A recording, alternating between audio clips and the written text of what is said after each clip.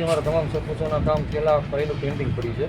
આજ સુધી કોઈને બિલનું ચૂકવણું થયું નથી. છેલ્લા 2-3 મહિનાથી તો ખાસ કરીને કોઈની ફાઇલમાં બિલ પડતું જ નથી. એના વિશે આજે અમે સરપંચ પરિષદ તરીકે અમે આવેદન દેવા હતા સાહેબને, પણ સાહેબે અમને એવો જવાબ આપ્યો કે જે બાંધકામમાં એસઓ જે છે અમે એ કોઈ હાજર થતા નથી અને હું નોટિસો દઉં છું, મને જડતા નથી, તો તમે એને ગોતીને લાવો ક્યાંકથી. તો સરપંચોને સાહેબ એવો જવાબ આપ્યો કે તમે અમયને ક્યાંથી ગોતીને લાવો એસઓને, તો થાય કે મને કંઈ જડતા નથી, મેં નોટિસો આપેલી છે. તો હવે આમાં ઘણા સમયથી ડિપોઝિટે નથી આપેલી કોઈ સરપંચોને, અને ઘણા સમયથી બિલ પેન્ટિંગ છે, નવા કામ છે, એમાં ચેન્જાતી કોઈ નીકળતી નથી, નવા કામ કરવાના છે, ચોમાસું ઉપર આવી ગયું છે.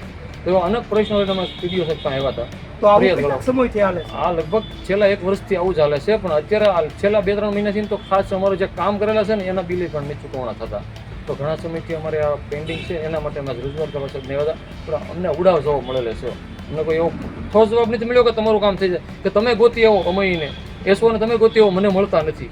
તો કોઈ સરપંચો એસઓને ગોતવા જવાની સરપંચોની કામ કરવાની જવાબદારી છે ગામમાં, અને અનેક કામો એવા છે પેન્ડિંગ પડ્યા છે, હજુ ચોમાસું આવી ગયું પણ કામ થયા નથી.